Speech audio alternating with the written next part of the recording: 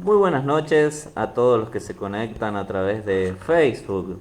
Les habla el pastor Hugo Ramini, su servidor, y nuevamente estamos para poder compartir la palabra de Dios, compartir una enseñanza que en esta noche tiene como título ¿Adoro en familia o con mi familia? Y a través del transcurso del estudio vamos a poder indagar y usted va a ver a qué la palabra de Dios se refiere cuando hablamos de adorar en familia o con mi familia.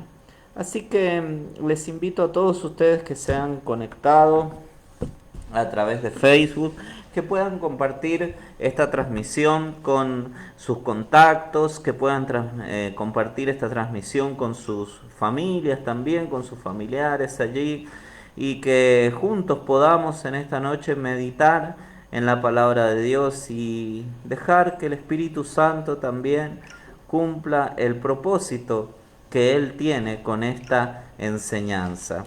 Así que mientras esperamos que se conecten más personas, vamos a orar al Señor para que Dios mismo sea guiando esta enseñanza en esta noche. Podemos orar al Señor.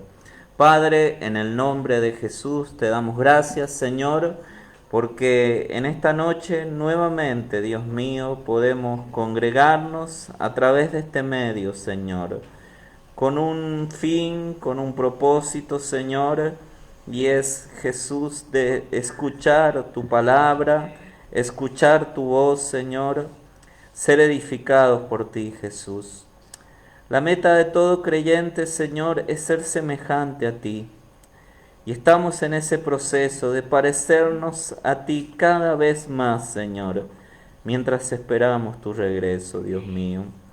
Señor, que después de esta noche, Cristo, podamos salir, Señor amado, de este momento, de este encuentro, Señor, con una perspectiva diferente, Señor, en relación, Señor, a nuestra familia, Señor, que tú tengas que corregir lo que te hayas propuesto corregir, Señor. Oh Jesús, aprobar, Señor, lo que, Señor, estamos haciendo bien también, Dios mío, a través de tu palabra.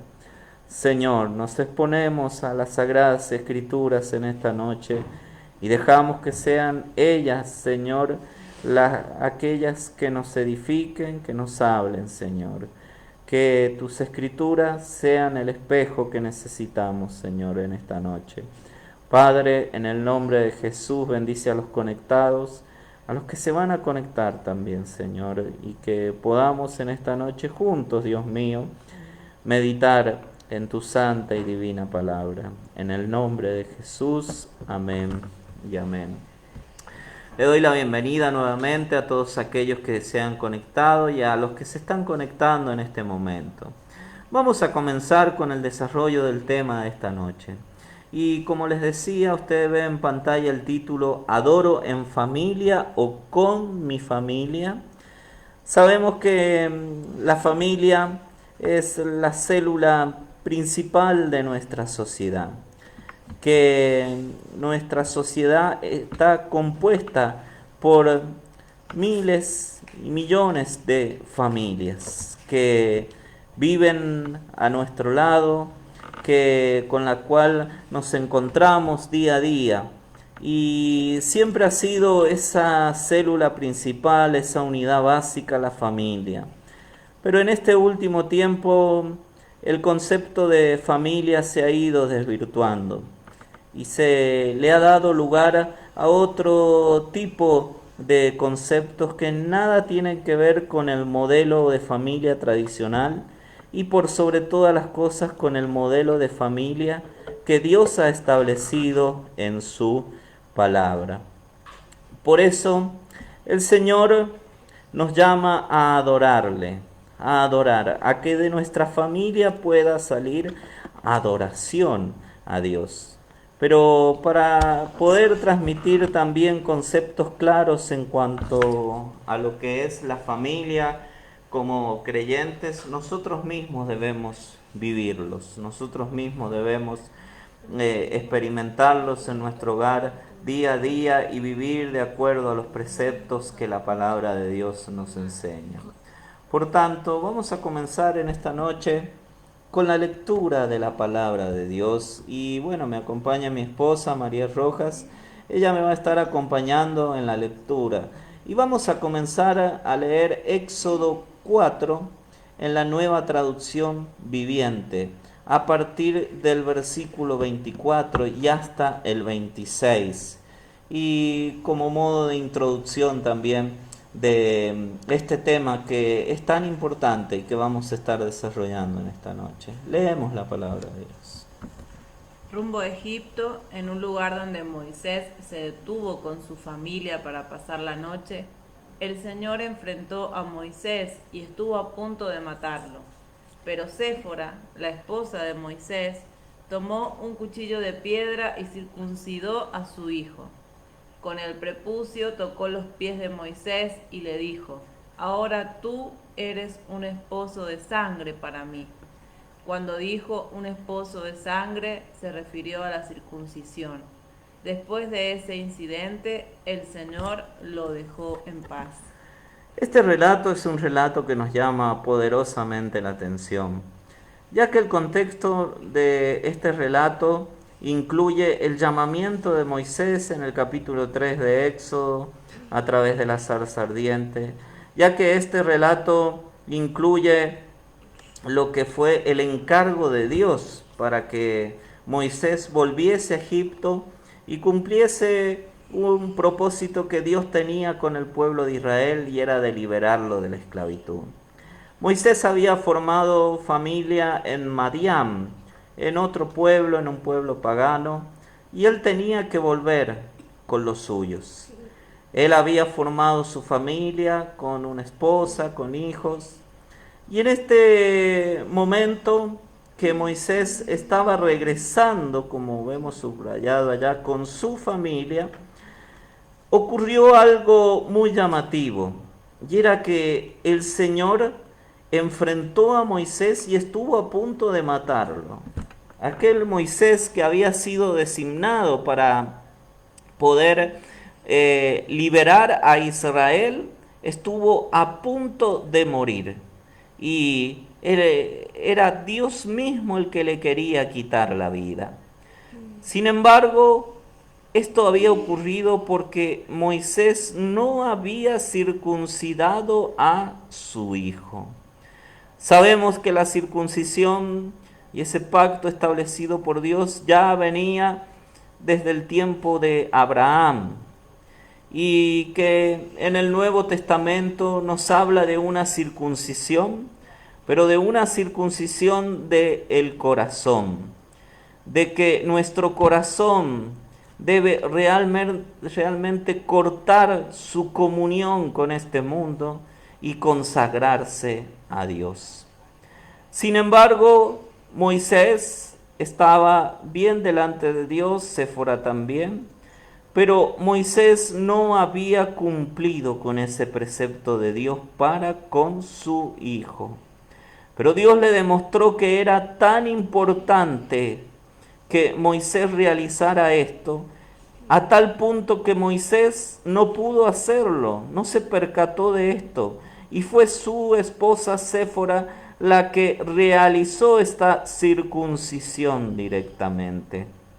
Entonces dice que después de esto el Señor lo dejó en paz.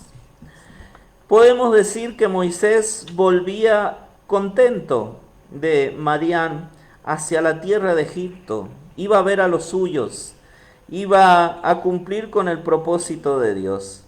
Sin embargo, Moisés no había entendido aún la seriedad de su llamamiento, y que la santificación no solo tenía que ver con su persona, sino que toda su familia tenía que ser una familia santa, consagrada a Dios, y que pudiese adorar a Dios como Dios quería que, como Dios demandaba ser adorado.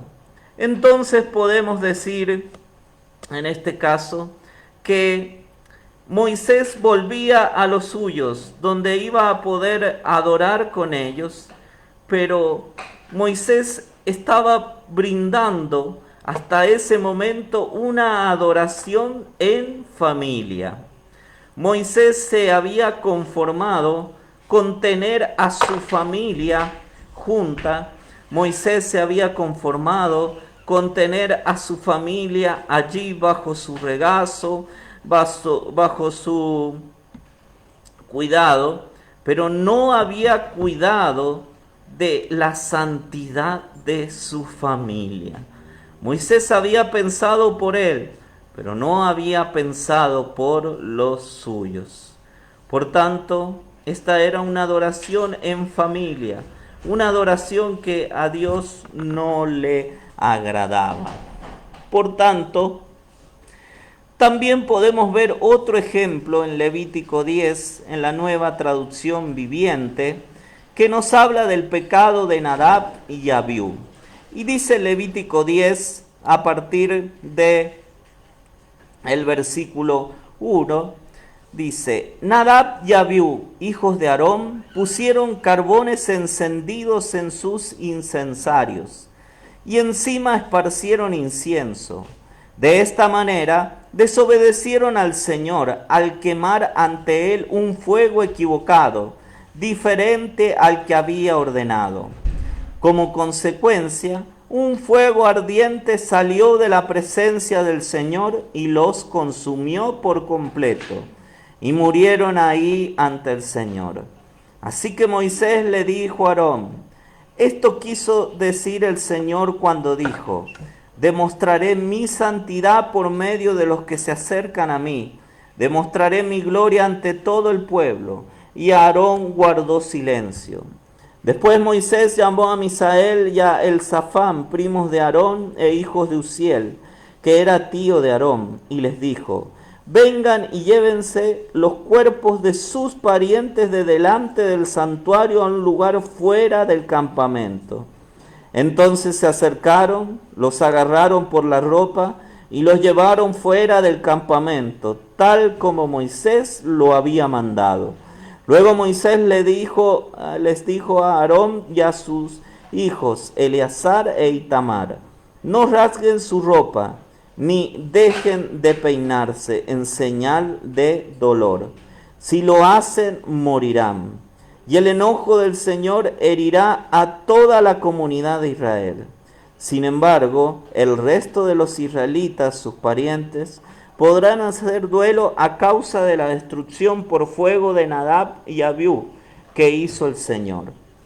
Pero no salgan de la entrada del tabernáculo, o morirán, porque ustedes fueron ungidos con el aceite de unción del Señor.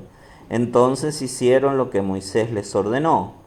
Después el Señor le dijo a Aarón: tú y tus descendientes nunca deben beber vino ni ninguna otra bebida alcohólica antes de entrar en el tabernáculo. Si lo hacen, morirán. Esta es una ley perpetua para ustedes, que se cumplirá de generación en generación. Deben distinguir entre lo sagrado y lo común, entre lo que es ceremonialmente impuro y lo que es puro. Y deben enseñarle a los israelitas todos los decretos que el Señor les ha dado por medio de Moisés. Otra situación particular también. Aarón y sus descendientes estaban consagrados al sacerdocio. De la tribu de Leví venía el sacerdocio de Israel, un sacerdocio que Dios había establecido perpetuamente. Sin embargo, vemos a Aarón santificado, consagrado a Dios, dispuesto a servir al Señor. Pero sin embargo, Nadab y Abiú servían a Dios ofreciendo un fuego extraño. Tomaron realmente brasas, tomaron un fuego de donde no lo debían tomar, y lo trajeron y lo presentaron ante Dios.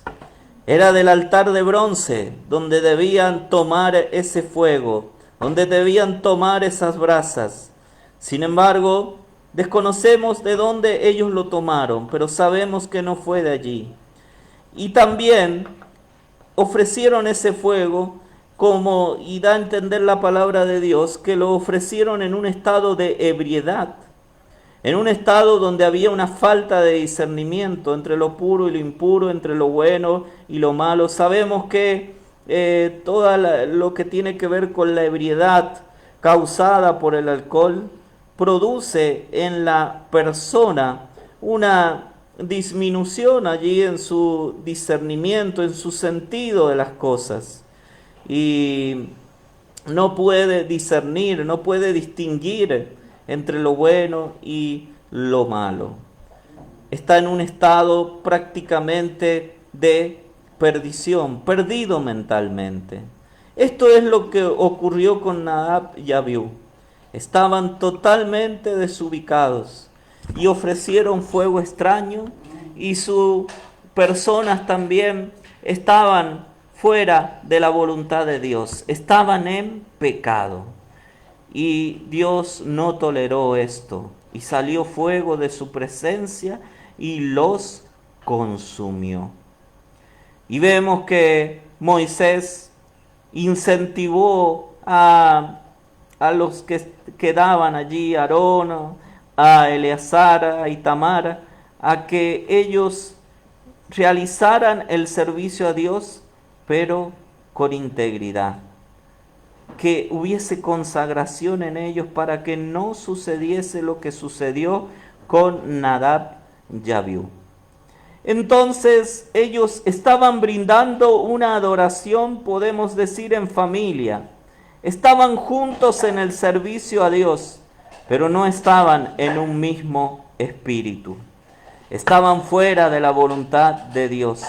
Estaban sirviendo a Dios, pero con toda su carne, con toda su humanidad, pero no en el poder del Espíritu Santo, no con la guía de Dios. Entonces, no fue una adoración que Dios aceptara. Por tanto, la voluntad de Dios es que toda la familia, papá, mamá e hijos, puedan adorar a Dios en espíritu y en verdad, como Dios así lo demanda, y no brindar una adoración humana, como en un principio la quería brindar Moisés y como la estaba brindando Aarón también. Por tanto, podemos empezar a decir que la adoración en familia representa solamente a nuestros familiares juntos tal vez presencialmente, brindando una adoración a Dios, pero no en un mismo espíritu, no en un mismo sentir. Es una adoración totalmente desordenada la que ofrecemos a Dios cuando actuamos de esa manera.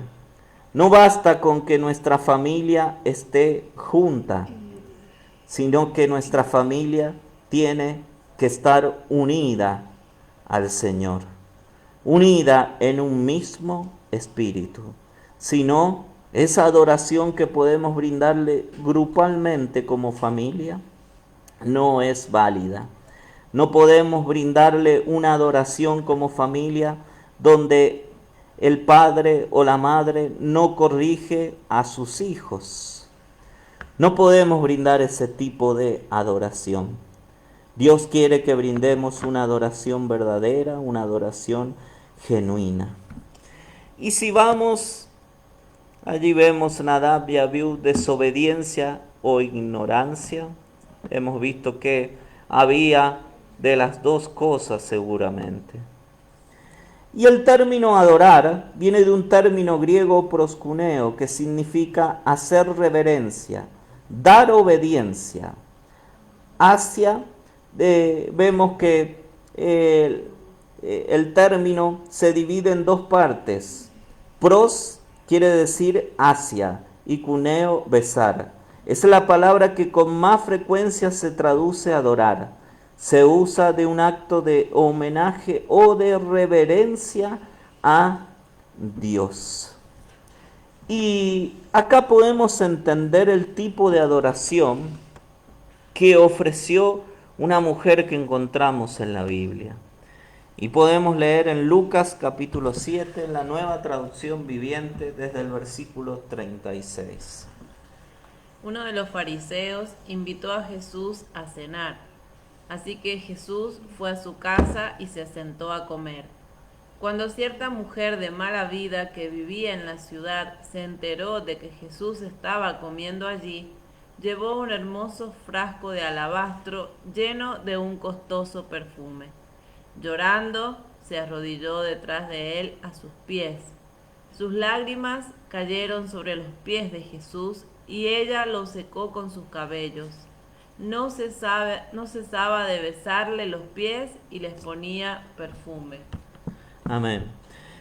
Esta mujer estaba ofreciendo una verdadera adoración a Dios. Le había dado lo mejor al Señor. El mejor perfume que tenía, era costoso. Y a su vez también estaba besando los pies del Señor y poniéndole allí perfume. Esta mujer estaba ungiendo al Señor. Esta mujer estaba adorando al Señor Jesucristo, brindándole una verdadera adoración. Pero creo que no podemos leer esto sin que se nos venga a la mente lo que sucede cuando el Señor fue entregado. Cuando Judas Iscariote vino allí y se presenta ante el Señor, y Judas le dice: Maestro, y le da un beso. Y Jesús, usted lo puede encontrar allí en lo que es Lucas 22:48, le dice: Judas, ¿con un beso entregas al Hijo del Hombre? Una adoración falsa estaba ofreciendo Judas, con características externas de una adoración verdadera, pero con un corazón lleno de la presencia de Satanás, porque dice la Escritura que ya Satanás había entrado en su corazón. Y Judas se entregó al Señor. Judas estaba adorando con sus labios a Dios, pero con su corazón estaba traicionando al Señor Jesucristo. Y acá vemos cómo podemos adorarle externamente al Señor, pero internamente podemos estar traicionando a Jesús, rechazando a Jesús y brindando una adoración totalmente fingida. Pero esta mujer era de aquellas que le brindó una verdadera adoración al Señor Jesucristo. ¿Qué tipo de adoración le estás brindando a Dios? ¿Qué tipo de adoración le brindamos al Señor Jesucristo? Podemos ver que adoración implica entrega. Y no hay una verdadera adoración si no hay una entrega. En este caso fue un frasco de alabastro lleno de un costoso perfume, lo que esta mujer entregó al Señor. Pero vamos a ver ejemplos de verdadera adoración que integrantes de diferentes familias brindaron y que nos deja ejemplo a nosotros de cómo debe ser una verdadera adoración a Dios. En primer lugar, debemos adorar a Dios con mis hijos, con nuestros hijos. Primera de Samuel capítulo 1, desde el versículo 24 podemos leer. Cuando el niño fue destetado, Ana lo llevó al tabernáculo en Silo. Ellos llevaron un toro de 3 años para el sacrificio, una canasta de harina y un poco de vino. Después de sacrificar el toro, llevaron al niño a Elí. Señor, ¿se acuerda de mí?, preguntó Ana. Soy aquella misma mujer que estuvo aquí hace varios años orando al Señor. Le pedí al Señor que me diera este niño y Él concedió mi petición. Ahora se lo entrego al Señor y le pertenecerá a Él toda su vida. Y allí ellos adoraron al Señor. Amén. Vemos el caso de Ana. Ana entregó a su hijo. Ana no podía concebir, era estéril. Y le pidió a Dios por un niño. Y Dios escuchó la oración de Ana y nació Samuel, uno de los profetas más grandes de Israel, de los profetas más respetados allí en Israel, que hasta el día de hoy se recuerda. Pero Ana pudo decir que adoró al Señor porque entregó algo, y en este caso fue Samuel, su hijo. Ella lo entregó directamente al servicio del Señor. Lo entregó directamente a la casa de Dios. Esperó que se cumpliese el tiempo en que el niño fuese amamantado. Y cuando el niño dejó de depender de su mamá, Ana entregó al niño. Lo cuidó hasta donde correspondía cuidarlo, de acuerdo a lo que ella estaba dispuesta a entregarle al Señor, que era su hijo. Y después lo llevó ante la presencia de Dios, ante el sumo sacerdote, y allí adoraron al Señor. Debemos adorar con nuestros hijos, como dice allí, adorar con mis hijos. Porque la verdadera adoración implica una entrega. Y en este caso Ana había entregado a su pequeño. ¿Nosotros le hemos entregado nuestros hijos al Señor realmente? Tal vez nuestros hijos se han bautizado. Por supuesto, si se han bautizado han recibido a Jesús como Señor y Salvador. Pero nosotros como padres, ¿se los hemos entregado al Señor? ¿Dónde están nuestros hijos hoy? ¿Están en la casa de Dios? ¿Están allí con la iglesia? ¿Están en el camino del Señor? Nuestros hijos pequeños, ¿dónde están en este momento? ¿Nos tomamos licencias con ellos y tal vez no los llevamos muy seguido a la presencia de Dios, a las reuniones? Si estamos haciendo eso, estamos actuando como propietarios de algo que no es nuestro. Y en este caso es algo muy importante, que es la vida de nuestros hijos. Debemos estar dispuestos a entregarle nuestros hijos al Señor. Debemos estar dispuestos a dejarlo en la presencia de Dios. Ana dejó totalmente a Samuel en la presencia de Dios físicamente. Lo dejó, pero nosotros procuramos llevar nuestros hijos al Señor, los llevamos ante la presencia de Dios a ellos, los alentamos, los incentivamos a la oración, a que estudien la palabra, a que puedan asistir a la escuela dominical, a que puedan congregarse, a que puedan vivir en santidad, los alentamos. ¿O nos conformamos con tener a nuestros hijos bajo nuestra patria potestad y tenerlos a ellos dependiendo de nosotros? No hay verdadera adoración si no hay una entrega de esto, si no hay una entrega. Y si hablamos de entrega, uno de los ejemplos más importantes que encontramos en la palabra de Dios es el ejemplo de Abraham. Leemos en Génesis capítulo 22 desde el versículo 1. Tiempo después, Dios probó la fe de Abraham. Abraham, lo llamó Dios. Sí, respondió él. Aquí estoy. Toma a tu hijo, tu único hijo. Sí, a Isaac, a quien tanto amas, y vete a la tierra de Moriah. Allí lo sacrificarás como ofrenda quemada sobre uno de los montes, uno que yo te mostraré. A la mañana siguiente, Abraham se levantó temprano, ensilló su burro y llevó con él a 2 de sus siervos, junto con su hijo Isaac.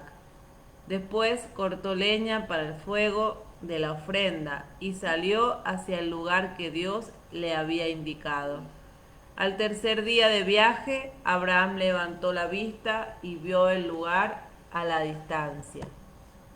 Quédense aquí con el burro, dijo Abraham a los siervos. El muchacho y yo seguiremos un poco más adelante. Allí adoraremos y volveremos enseguida. Amén. Abraham estuvo dispuesto a entregar a su hijo Isaac en sacrificio. Dios allí probó a Abraham pidiendo a su hijo, a aquel que tanto amaba a Abraham, aquel que le había nacido en la vejez y que había pasado a ocupar el primer lugar en la vida de Abraham. Sin embargo, Dios probó a Abraham y le pidió a su hijo. Se lo pidió directamente. Le dijo que debía entregarlo en sacrificio. Entonces Abraham con su hijo salió hasta aquel lugar y tomó distancia, como vemos en la palabra de Dios. Su criado se quedó allí con el burro, pero Abraham y su hijo subieron a adorar a Dios. Él tenía bien claro que la entrega de su hijo en las manos de Dios era una adoración a Dios. Y esto quedó marcado en la historia humana. Y Abraham fue y es reconocido hasta el día de la fecha como el padre de la fe. ¿Y cómo no reconocer a Abraham como el padre de la fe, demostrando tal entrega que él tenía hacia Dios, entregando a su hijo, para que Dios pudiera hacer con su hijo lo que a Dios le placiera? ¿Estamos nosotros dispuestos a entregar a nuestros hijos en las manos de Dios? ¿A nuestros hijos pequeños? Ni que hablar de nuestros hijos grandes, que ya como creyentes, ya hace mucho deberíamos haberlos entregado al Señor. Es una adoración esta, es una forma de adorar a Dios, entregar a nuestros hijos en las manos de Dios. Y esto va más allá de una simple presentación de niños, de este acto ceremonial que la palabra de Dios nos enseña, donde los niños son presentados. Pero no solamente deben ser presentados para que Dios los bendiga, sino deben ser entregados en las manos de Dios, porque Él es el dueño de nuestros hijos. Y si vemos otro ejemplo en la palabra de Dios, tenemos que ver el ejemplo de la mamá de Moisés. Éxodo capítulo 2, en la Nueva Traducción Viviente, leemos. Entonces la muchacha fue y llamó a la madre del bebé. Toma a este niño y dale el pecho por mí, le dijo la princesa a la madre del niño. Te pagaré por tu ayuda. Así que la mujer se fue con el bebé a su casa y lo amamantó. Amén. Qué importante, esta situación tiene como contexto cuando la mamá de Moisés, después de esconderlo a su hijo por 3 meses, y ya viendo que el faraón quería matar a todos los recién nacidos, lo dejó, como diría cualquier persona, a la buena de Dios. Lo dejó allí en un río, lo dejó sobre algo que pudiera llevárselo. Y este Moisés que fue dado al río, apareció allí frente a un integrante, a una mujer que integraba ese palacio de Faraón. Y esta mujer recogió al niño y llamó, oh casualidad, a la propia madre de sangre, a aquella que había entregado a su hijo a la voluntad de Dios, fue llamada nuevamente para criar a este niño y amamantarlo. Entonces, este acto de fe de la mamá de Moisés causó que Moisés volviera hacia ella. Dios probó el corazón de esta mujer también y volvió Moisés a su cuidado, porque esta mujer entendió que Dios era el dueño de Moisés y de su vida. Y si Dios había pensado que Moisés fuese el libertador de Israel, Moisés iba a guardar. Moisés iba a ser guardado por el mismo Dios.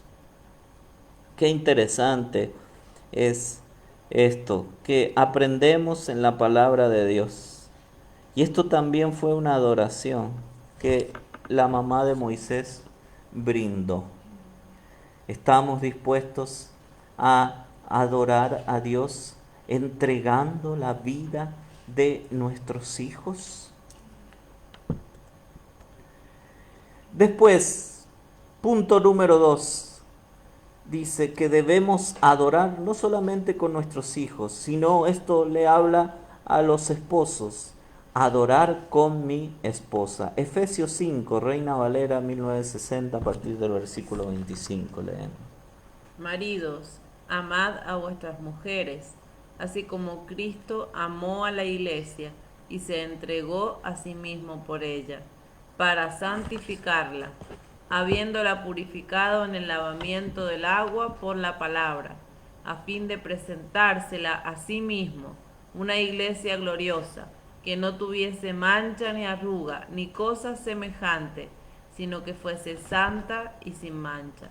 Así también los maridos deben amar a sus mujeres como a sus mismos cuerpos. El que ama a su mujer, a sí mismo se ama. Amén.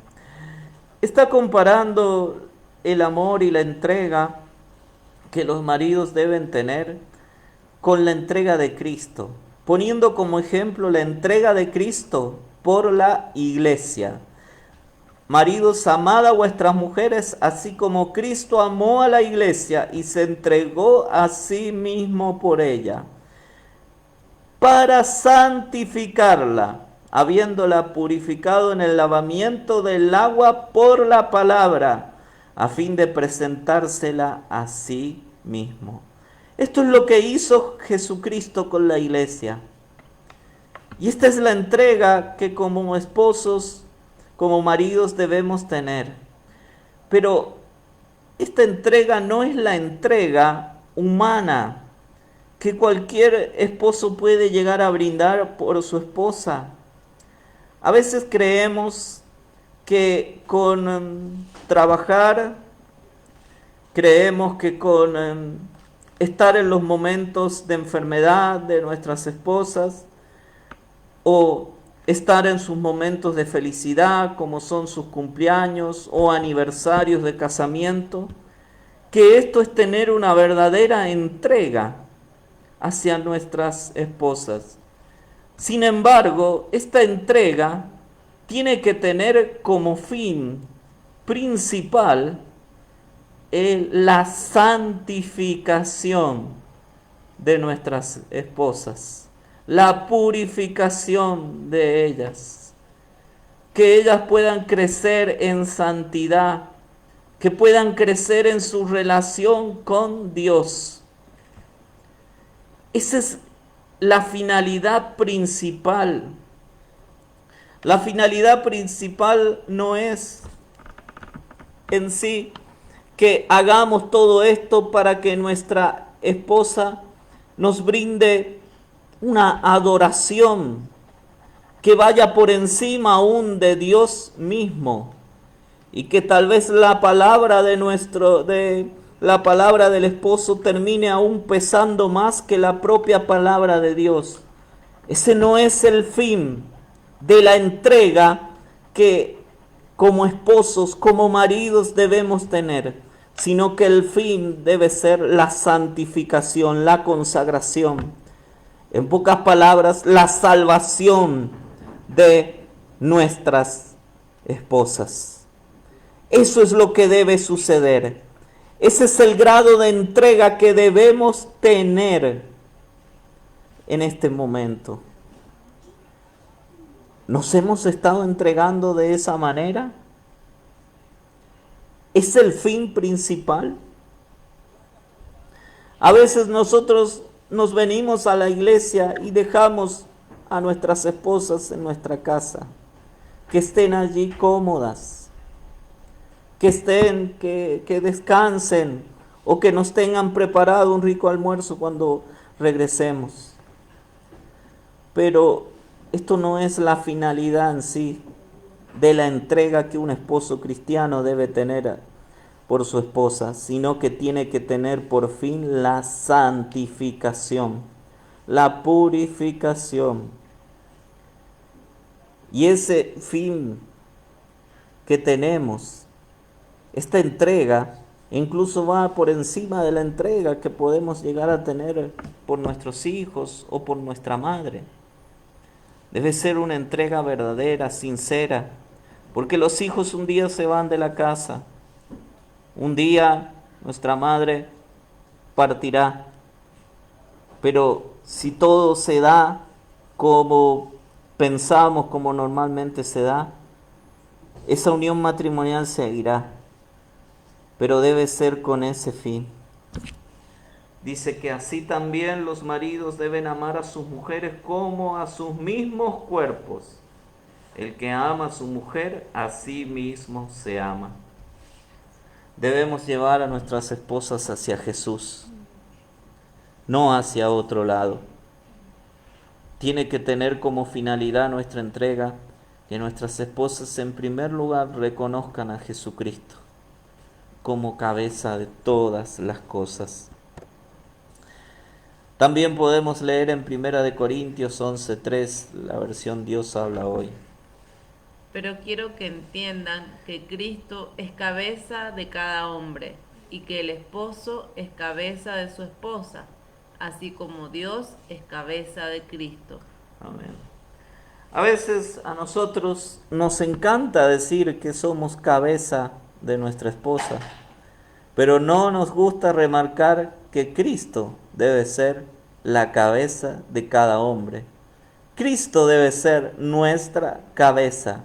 Cristo debe guiar nuestras vidas. Cristo es el que nos debe enseñar.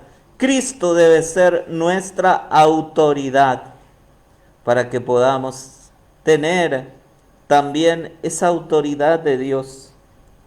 Y la autoridad de Dios no es una autoridad impuesta en sí, sino que ejercer la autoridad a la manera de Dios es como la autoridad que Cristo ejerció. Una autoridad verdadera, una autoridad que tiene entrega.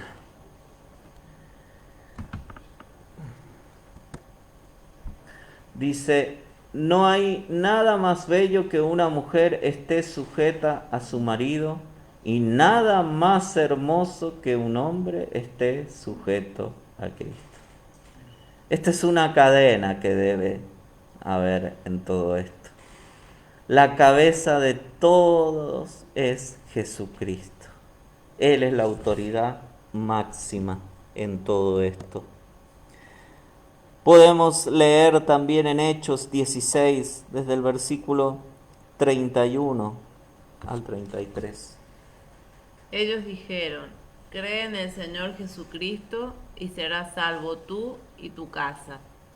Y le hablaron la palabra del Señor a él y a todos los que estaban en su casa. Y él, tomándolos en aquella misma hora de la noche, les lavó las heridas y enseguida se bautizó él con todos los suyos. Amén. El carcelero entregó a toda su familia, entregó sus hijos, su esposa, entregó todo al Señor.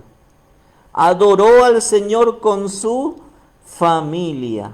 Se bautizó, tomó la decisión de seguir al Señor Jesucristo.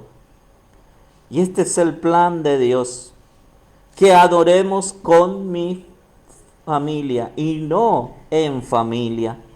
En familia es una adoración muy simple, pero a la vez muy vana. Es solo juntar a mi familia para aparentar que adoro a Dios. Cuando en mi familia hay gente que no está en Cristo, que se ha alejado de Cristo, pero sin embargo tiene fachada de una adoración verdadera. La adoración que brindó el carcelero no fue fachada, fue verdadera, porque ellos creyeron en el Señor. Él creyó en el Señor primero e invitó a Pablo también a su hogar para que la palabra de Dios fuese predicada, para que todos creyeran, para que todos se bautizaran. Esto incluía a todos los integrantes de la familia. En tercer lugar, adorar con mi esposo. Y eso le habla a las esposas. Jueces, capítulo 13. De la Nueva Traducción Viviente, versículo 9 en adelante leemos. Dios respondió a la oración de Manoa, y el ángel de Dios se le apareció otra vez a la esposa mientras estaba sentada en el campo. Pero Manoa, su esposo, no estaba con ella.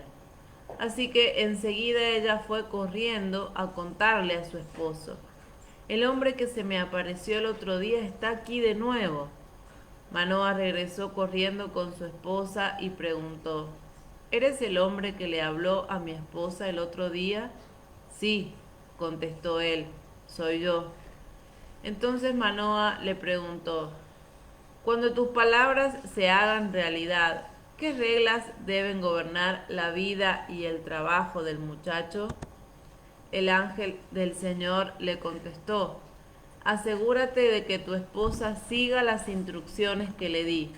No debe comer uvas, ni pasas, ni beber vino u otra bebida alcohólica, ni comer ningún alimento prohibido. Entonces Manoa le dijo al ángel del Señor: por favor, quédate aquí hasta que preparemos un cabrito para que comas. Me quedaré, le contestó el ángel del Señor, pero no comeré nada. En cambio, puedes preparar una ofrenda quemada como sacrificio al Señor. Manoa no se daba cuenta de que era el ángel del Señor. Entonces Manoa le preguntó al ángel del Señor: ¿cómo te llamas? Pues queremos honrarte cuando todo esto se haga realidad. ¿Para qué preguntas mi nombre?, contestó el ángel del Señor. Es demasiado maravilloso para que tú lo comprendas. Después Manoa tomó un cabrito y una ofrenda de grano y ofreció todo sobre una piedra como sacrificio al Señor. Y mientras Manoa y su esposa observaban, el Señor hizo algo asombroso cuando las llamas del altar se elevaron hacia el cielo. El ángel del Señor ascendió en medio del fuego. Al verlo, Manoa y su esposa se postraron rostro en tierra. Amén. Vemos allá la situación que nos habla del nacimiento de Sansón, uno de los jueces que tuvo Israel. Y este ángel del Señor es el Señor Jesucristo, es el ángel de Jehová, que se le aparece en primer lugar a la esposa de Manoa, a esta mujer se le apareció. Y esta mujer fue corriendo a contarle a su esposo. 2 veces se le apareció a la mujer en primer lugar. Y esta mujer fue corriendo a contarle a su esposo, porque quería que su esposo viviera esa experiencia que ella estaba viviendo. Y la experiencia que ella estaba viviendo era un encuentro con Dios mismo. Era un encuentro con el Señor Jesús, con el ángel de Jehová. Y comienza un deseo en Manoah de saber más de esto, de saber cuál era el nombre del ángel de Jehová, de saber cuáles eran las instrucciones que el ángel le había dejado en base al nacimiento de Sansón para que su esposa cumpliera. Había allí un interés, un deseo de Manoah de aprender, de conocer más a Dios. Pero fue fundamental lo que hizo su esposa, de llamar a su esposo para que su esposo viviera esa experiencia que ella estaba viviendo. Las esposas llevan también a sus esposos a vivir las experiencias que ellas viven en Dios, o se conforman con que su esposo solamente vaya a la iglesia, ocupe un lugar allí. ¿No hay un deseo en la esposa de llevar a su esposo allí? En épocas de avivamiento, muchas mujeres esposas se convertían al Señor en primer lugar. Y ellas le hablaban a sus esposos. Y no solo le hablaban, sino que aún contra la voluntad de sus esposos llevaban a sus hijos a la iglesia. Pero hoy sucede de una manera contraria. Si el esposo no se convierte, o si el esposo, un poco después de que la esposa vaya a la iglesia, ese esposo se tranquiliza, comienza a cambiar, basta solamente con eso. Recuerdo el testimonio de una mujer que hace unos 3 años asistió a la iglesia con su esposo y ella tuvo un verdadero encuentro con el Señor y se bautizó, recibió la promesa del Espíritu Santo, y su esposo, por seguirla a ella, también se bautizó. Y Dios bendijo su trabajo, lo prosperó económicamente en su trabajo. Y él dio testimonio de eso a su esposa. Pero su esposa se conformó con esto. Y cuando su marido dejó de ir a la iglesia, en vez de esta mujer alentar a su marido a que este hombre volviese a la iglesia, a que viviera esa experiencia, las experiencias que ella estaba viviendo, se conformó porque ya estaban bien económicamente. Y no profundizaron en el conocimiento de Dios. Y se alejaron totalmente del Señor.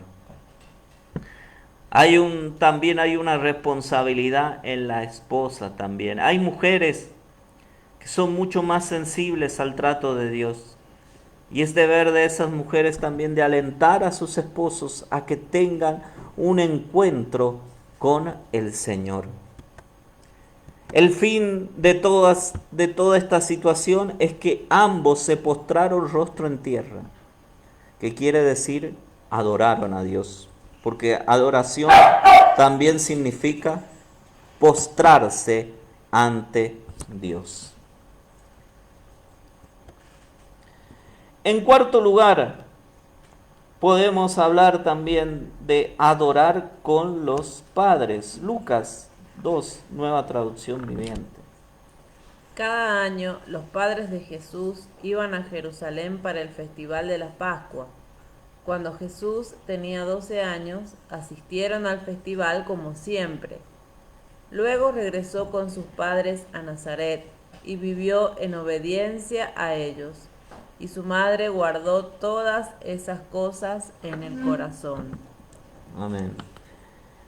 Vemos a Jesús subiendo a Jerusalén con sus padres, asistiendo al festival como siempre, subiendo al lugar de adoración. Y vemos al mismo Jesús también, después del episodio de quedarse ahí en el templo y de que sus padres lo encontraran, de regresar en obediencia a ellos. Entonces vemos que Jesús también adoraba al Señor con sus padres. Él subía con sus padres. Ese lugar donde sus padres podían tener un encuentro con Dios era precisamente Jerusalén. Era el lugar donde todos subían allí en aquel momento. Entonces, también debemos entregar a nuestros padres a Dios. Y miren que sus padres no comprendían todavía todo el propósito que Dios tenía con la vida de Jesús. Se habla de María que guardaba las cosas en su corazón, no se habla de José. Pero sin embargo, el Señor había entregado a sus padres. Jesucristo brindaba una adoración también con sus padres. Él había entregado a sus padres al Señor. Por eso no había vuelto con sus padres. Él sabía el lugar donde debía estar. Y a partir de los 12 años, que eran los años donde se cumplía la mayoría de edad allí en Israel, y los judíos, el judío podía tener acceso ahí al templo de Jerusalén, fue cuando Jesús se quedó allí en el templo. Él entregó también a sus padres en las manos de Dios. Y vemos cómo Jesucristo dejó a sus padres en las manos de Dios, y sus padres no pudieron truncar sus propósitos, el propósito de Dios con Jesús. Jesús sabía que en los negocios de su padre debía estar, y allí estuvo el Señor. Como testimonio personal puedo contar que como joven fui muy criticado por otros jóvenes, que decían, aquellos jóvenes, que yo no pasaba tiempo con mis padres, porque pasaba tiempo sirviendo al Señor, porque pasaba tiempo en actividades de la iglesia, buscando también de la presencia del Señor, congregándome. Pero yo en oración había entregado a mis padres y oraba por ellos. Y con el tiempo ellos también conocieron al Señor Jesucristo. Porque debe ser esa la actitud correcta, poner a Dios en primer lugar.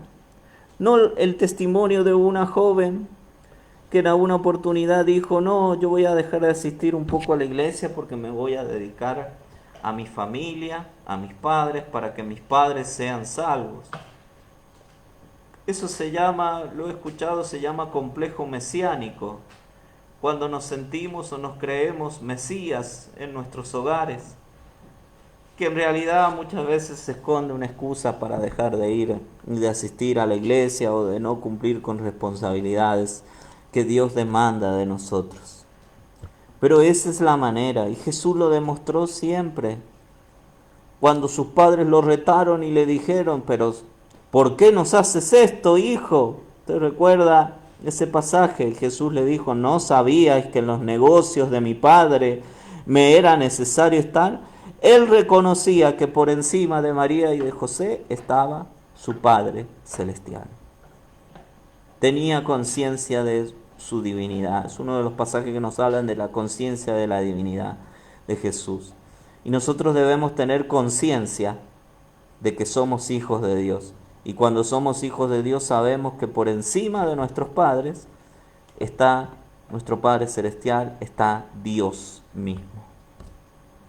Por encima de nuestros padres. Y esto no quiere decir, y no se habla de fomentar la desobediencia a los padres de ninguna manera. A los padres hay que permanecer sujetos como hijos que estamos que estuvimos bajo la patria potestad en algún momento, pero siempre y cuando nuestros padres no nos pidan que hagamos cosas que vayan contra la voluntad de Dios. Podemos leer también en 1 Samuel 20, desde el versículo 16, la Nueva Traducción Viviente. Entonces Jonatán hizo un pacto solemne con David, diciendo: que el Señor destruya a todos tus enemigos. Entonces Saúl le arrojó su lanza a Jonatán con la intención de matarlo. Por fin Jonatán se dio cuenta de que su padre realmente había decidido matar a David. Así que Jonatán dejó la mesa enfurecido y se negó a comer durante ese segundo día del festival, porque estaba destrozado por la vergonzosa conducta de su padre hacia David. Amén. ¿Qué sucedió allí? Jonatán había hecho un pacto solemne con David, con el futuro rey de Judá y de Israel. Que el Señor destruya a todos tus enemigos. Y uno de los enemigos de David era el propio padre de Jonatán, que era el rey Saúl. Y vemos a Saúl con intención de matar a David porque tuvo envidia de David. Recordamos ese hecho cuando volvían de la guerra, cuando David había vencido a Goliat y decían: Saúl hirió a sus 1000, pero David a sus 10,000. Y el corazón de Saúl se llenó de envidia y quiso matar a David, perdón. Pero el hijo de Saúl tenía un compromiso con Dios y él entregó a su padre a la voluntad de Dios, porque sabía que su padre estaba mal y defendió a David, que no era un integrante de su familia, pero había hecho un pacto con él. Sabemos y hemos hablado en otras oportunidades de que este pacto entre David y Jonatán es figura o sombra del nuevo pacto que Cristo hizo con nosotros. Entonces, acá hay cosas, acá puso por encima David, por encima Jonatán, puso por encima de los vínculos familiares, pusieron a Dios y entregó a su padre. Tu padre después muere en la batalla en desobediencia a Dios, pero la actitud del hijo de Saúl fue la correcta. Esa fue la actitud. Eso es adorar también, entregarle a nuestros padres, no solamente cuando nuestros padres están en el camino del Señor, sino cuando no lo están. Por encima de todo está Dios. Y al hijo de Saúl no le importó entregar a su padre. Él sabía que su padre estaba mal, no estaba cumpliendo, no estaba obedeciendo a Dios. ¿Qué hacemos nosotros cuando ocurre una situación así? ¿Qué hacemos nosotros? ¿Entregamos esto o seguimos favoreciendo a aquel que ha pecado? ¿Seguimos favoreciendo a aquel que ha desobedecido a Dios? ¿Qué hacemos nosotros? Siempre me viene, cuando veo esto, me viene a la mente una película que hace muchos años vi, El Ángel Malvado se llamaba. Y la historia trataba de un chico con serios problemas de conducta, integrante de una familia, que había matado a su hermano menor, a un bebé, lo había ahogado, que su conducta era terrible. En un episodio causa un choque donde muchos autos chocan porque él jugaba con eso y él disfrutaba de la maldad, haciendo maldad. Y estaba también viviendo con ellos un primo. Y va a tal punto la envidia que en un momento este chico quiere matar a su primo. Y empiezan a revolcarse los dos, a pelear. Este primo se quiere defender, el otro lo quiere matar, lo quiere tirar de las alturas de un despeñadero. Y cuando van a caer, llega la madre de este chico lleno de tanta maldad, y los toma a los dos. Con una mano toma a su hijo y con otra al que causaba tanta maldad y con otro toma a su primo. Ya sabiendo todas las cosas que había hecho su hijo. Y era tanto el peso que tenía en sus brazos que no podía sostener a los dos. Y este hijo manipulaba a su mamá y le decía: mamá, te amo, te amo. Y se le corrían las lágrimas a la mujer. Y el otro chico, el primo que era inocente, decía: por favor, no me sueltes. Y la madre miraba mientras el hijo, que había causado tanto daño, que había asesinado, le decía: mamá, te amo, mamá, te amo, mamá, te amo. Y el otro chico estaba allí pidiéndole por favor a su tía que no lo dejara caer. Finalmente finaliza esta película y ve a la mujer soltando la mano de su hijo y dejándolo caer y salvando a su sobrino. Y esa película deja una enseñanza también. Y en ese momento la mujer dejó de lado su corazón humano, su lugar de madre, y fue justo ante esta situación que se había producido. Fue una mujer justa. Asimismo se nos presentan situaciones en la vida también, de que personas a las cuales estimamos y amamos mucho, pero esas personas están causando daño. Y muchas veces ha pasado que por seguir favoreciendo a esas personas, porque hay un vínculo tal vez familiar o sanguíneo con esa persona, terminamos favoreciendo a esa persona y destruyendo la vida de personas que son inocentes. Jonathan no tomó esa decisión. Jonathan entregó a su padre, aquel que lo había engendrado, porque él amaba a David y sabía que David era un hombre de Dios. A ese punto nos quiere llevar Dios a la hora de entregar a nuestras familias, entregar a nuestros padres. Juan 2 podemos leer el versículo 1, Nueva Traducción Viviente. Al día siguiente se celebró una boda en la aldea de Caná de Galilea. La madre de Jesús estaba presente y también fueron invitados a la fiesta Jesús y sus discípulos. Durante la celebración se acabó el vino. Entonces la madre de Jesús le dijo: se quedaron sin vino. Apreciada mujer, ese no es nuestro problema, respondió Jesús. Todavía no ha llegado mi momento.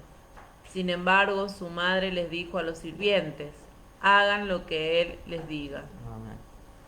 Jesús entregó a su madre en las manos de Dios, como les comentaba anteriormente, y puso a su madre en su lugar, en el lugar que ella debía tener. Y no era ella la intercesora ante el Señor.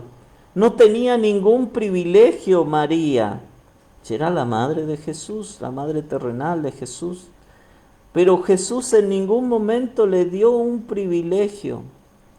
Amó a su madre siempre, la respetó. Los momentos finales en la cruz demuestran esto cuando deja a su madre en las manos de Juan. Pero nunca su madre tuvo un privilegio,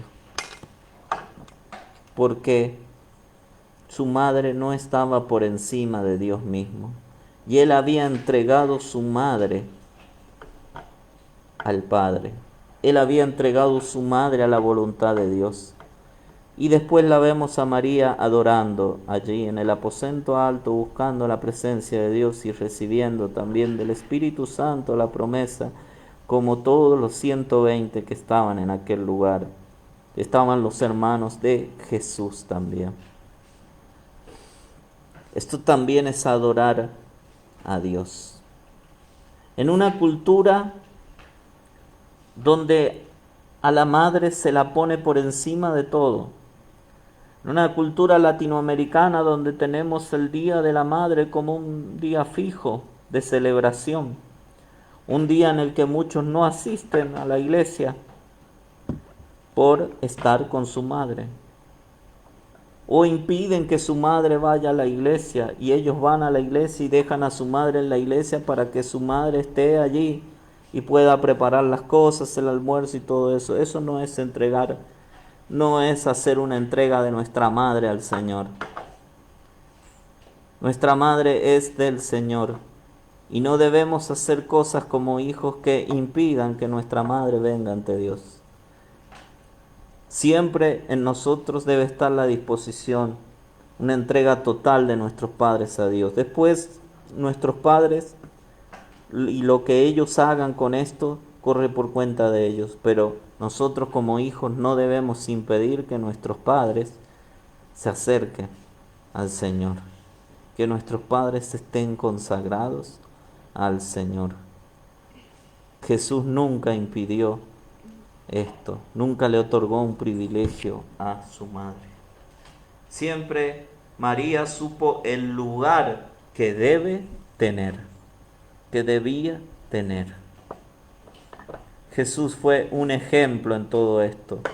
Aun cuando vino la madre de Jesús, María y sus hermanos, y le dijeron: Señor, allá te buscan tu madre y tus hermanos. Y Jesús miró a sus discípulos y le dijo: mi madre y mis hermanos son los que oyen a la palabra de Dios y la obedecen. Jesús había entregado su mamá en las manos de Dios.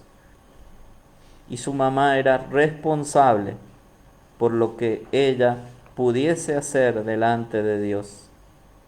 Era responsable absoluta porque Jesús había entregado a su madre en las manos de Dios.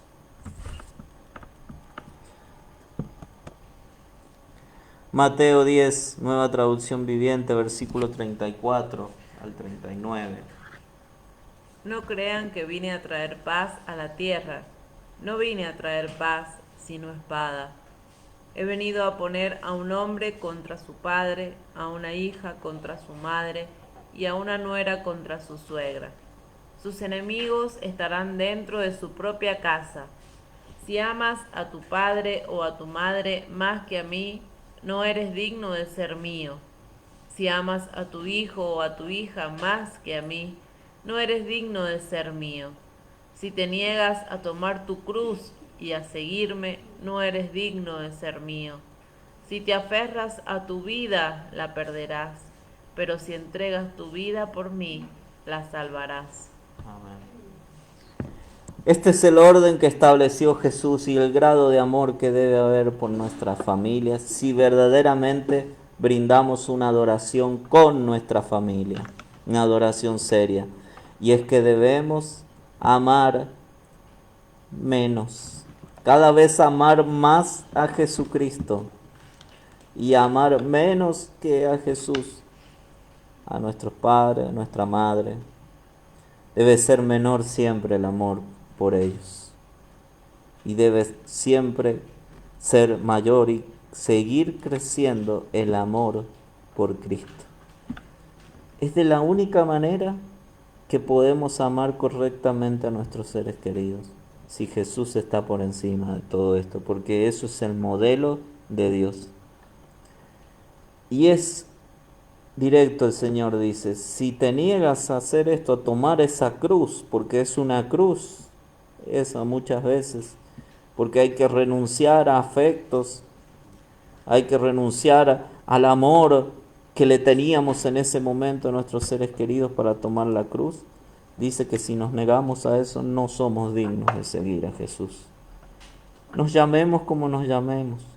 Podemos ser ministros de Dios, pastores, ancianos, diáconos, diaconisas, siervos de Dios, colaborar en la obra, lo que sea.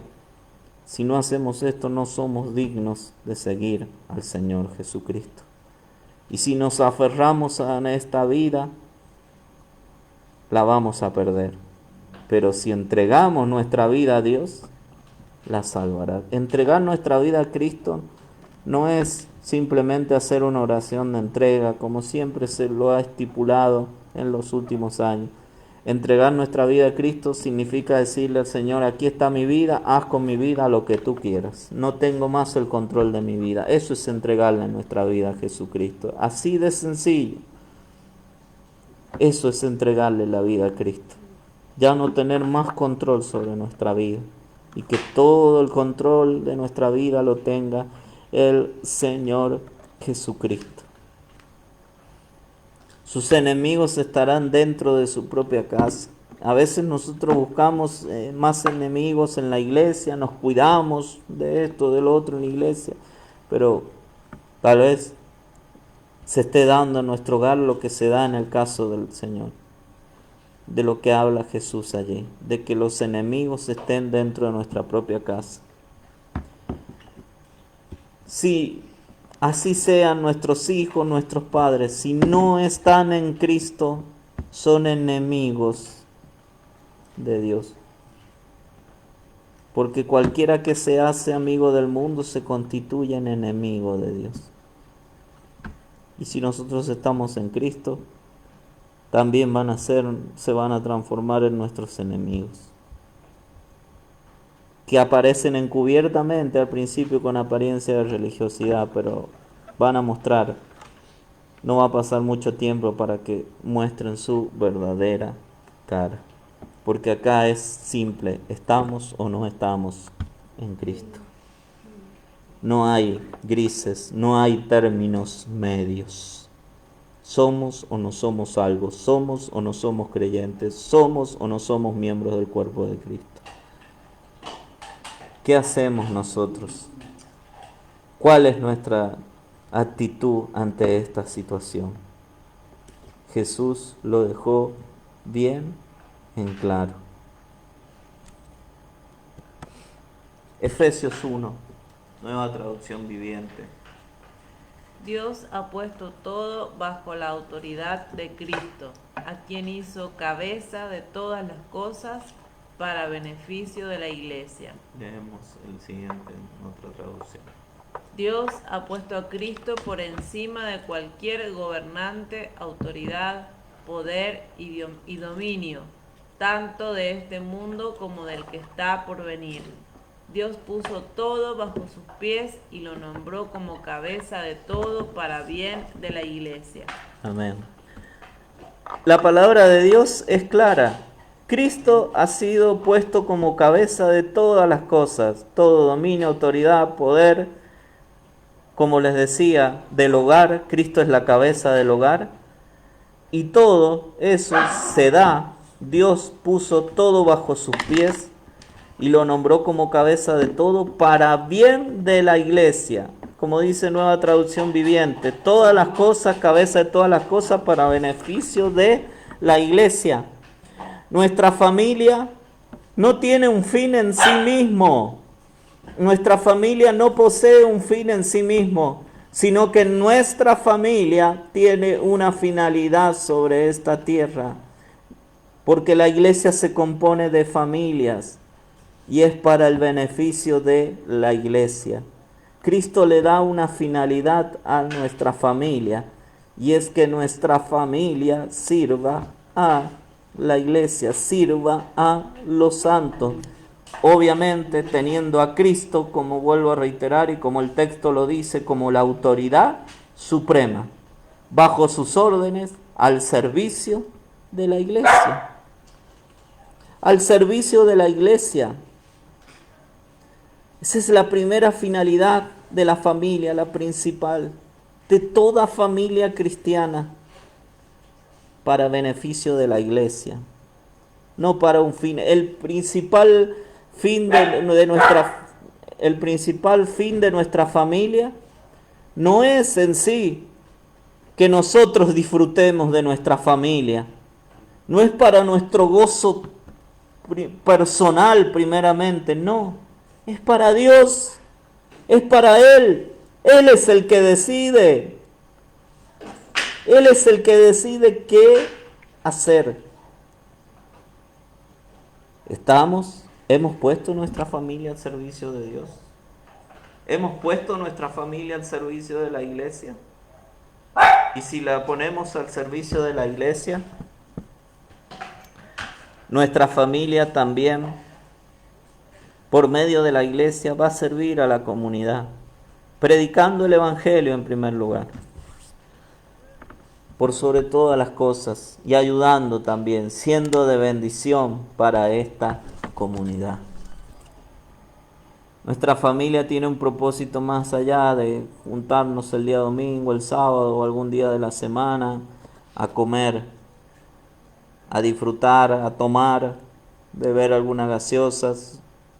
No, nuestra familia tiene un fin celestial y es bajo la dirección de Jesucristo para beneficio de la iglesia, de los santos. Una familia que disfruta de la comunión con la iglesia. Efesios 3, nueva traducción viviente, versículo 15, dice: el creador de todo lo que existe en el cielo y en la tierra. Efesios 3, en la palabra de Dios para todos, dice: por eso me arrodillo para orar ante el Padre, de quien toda familia en el cielo y en la tierra recibe su verdadero nombre. Dios es el creador de todo, es el creador de la familia, y toda familia debe estar sujeta a Dios. Hechos 16, 14 dice: una de ellas se llamaba Lidia, era de la ciudad de Tiatira y vendía tela de púrpura. Ella adoraba a Dios y nos estaba escuchando. El Señor abrió su corazón para que pusiera atención a lo que Pablo decía. Entonces ella y todos los de su casa se bautizaron. Luego ella nos invitó a su casa y dijo: si ustedes piensan que yo soy una verdadera creyente del Señor Jesús, entonces vengan a quedarse en mi casa. Ella nos convenció y nos quedamos en su casa. Una familia que se convierte al Señor y que inmediatamente pone su familia al servicio, en este caso de Pablo, al servicio de Silas, que habían viajado, que habían ido hasta aquella ciudad, hasta la ciudad de Filipos. Allá se encontraban, en aquella ciudad, habían llevado el Evangelio a Europa. Inmediatamente la reacción fue poner su familia al servicio de dos siervos de Dios, misioneros, brindando su casa, compartiendo su familia con ellos. Nos dejó ejemplo, fue inmediato, no lo tuvo que ni aprender. Nació del corazón del Espíritu Santo. Éxodo 2, nueva traducción viviente, Éxodo 12, dice: mientras los israelitas todavía estaban en la tierra de Egipto, el Señor dio las siguientes instrucciones a Moisés y Aarón: a partir de ahora, este mes será el primer mes del año para ustedes. Anuncien a toda la comunidad de Israel que el 10º día de este mes, cada familia deberá seleccionar un cordero o un cabrito para hacer un sacrificio, un animal por cada casa. Si una familia es demasiado pequeña para comer el animal entero, lo compartirá con una familia vecina. Dividan el animal según el tamaño de cada familia y la cantidad que cada uno pueda comer. Qué interesante, la primera Pascua. Si el cordero era demasiado grande para comerlo en una familia, debían compartirlo con otra familia hebrea, con otra familia de la misma fe. Abrir las puertas de su casa para que esa familia también pudiese comer de ese cordero. Dividir el animal y también que cada uno pudiera comer de acuerdo a la cantidad que cada uno podía comer. Sabemos que por lo general ocurre que los grandes comen más, los varones comen más, las mujeres un poco menos, los niños un poco menos.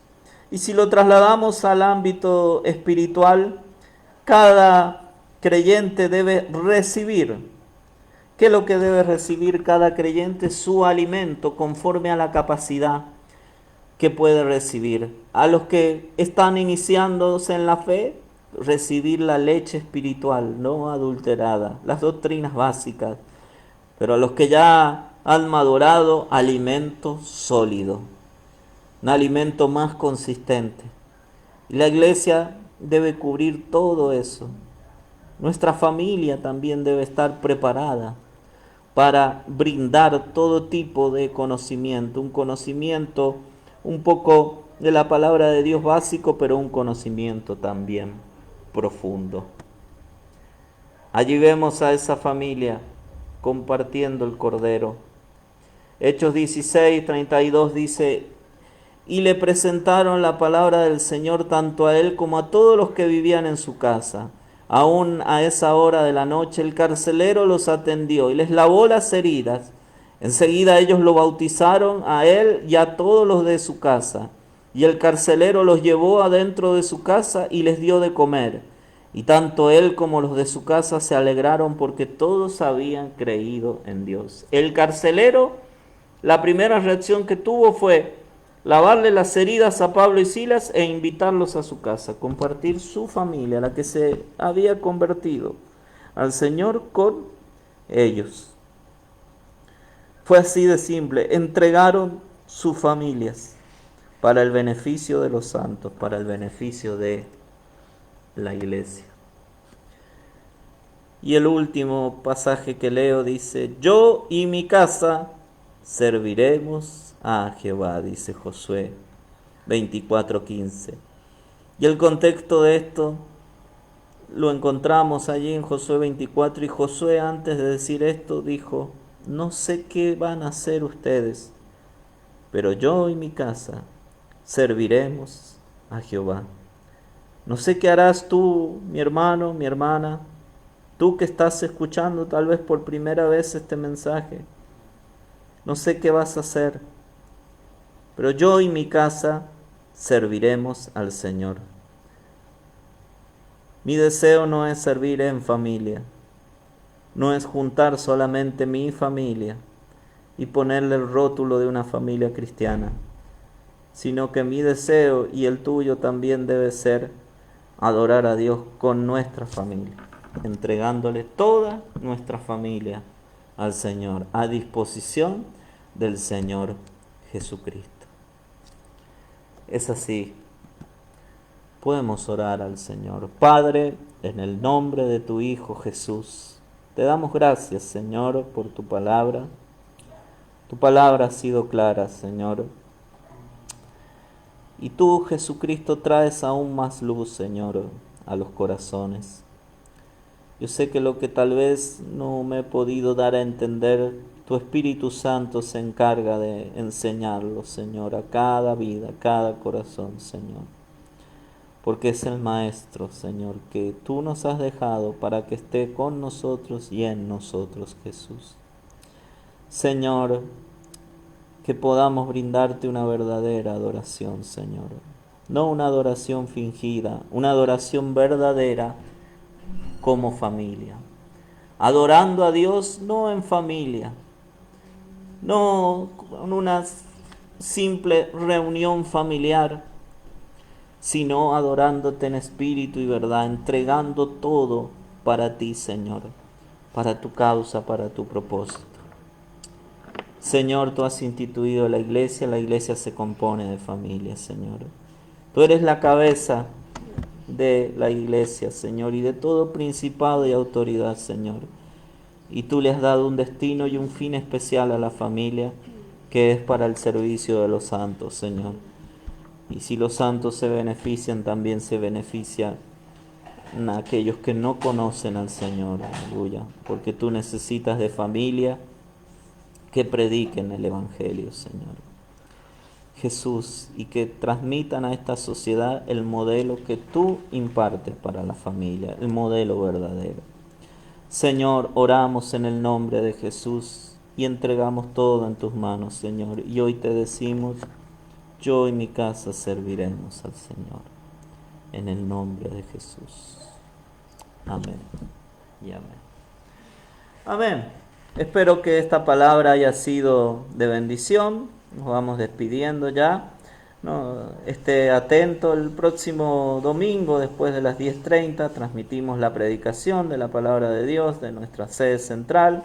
Si usted quiere visitarnos, acercarse a la iglesia, nos reunimos el día domingo a las 10 de la mañana en el domicilio de calle La Madrid 1085 Este, barrio Camilo Rojo, Santa Lucía. Allí puede usted acercarse. Puede tomar contacto a través del Facebook con nosotros. Si usted tal vez ha entregado su vida al Señor o quiere conocer más de la palabra de Dios.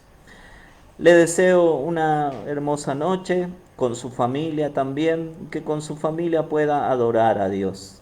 Le habló el pastor Hugo Ramín y su servidor. Yo soy pastor de la Iglesia Evangélica Filadelfia de San Juan. Y nos volveremos a encontrar en una próxima oportunidad. También recuerde que tenemos un canal de YouTube, Iglesia Filadelfia de San Juan. Usted puede visitarnos y allá están subidas las predicaciones que venimos grabando. Así que, sin más palabras, que Dios los bendiga y nos encontramos en una próxima oportunidad.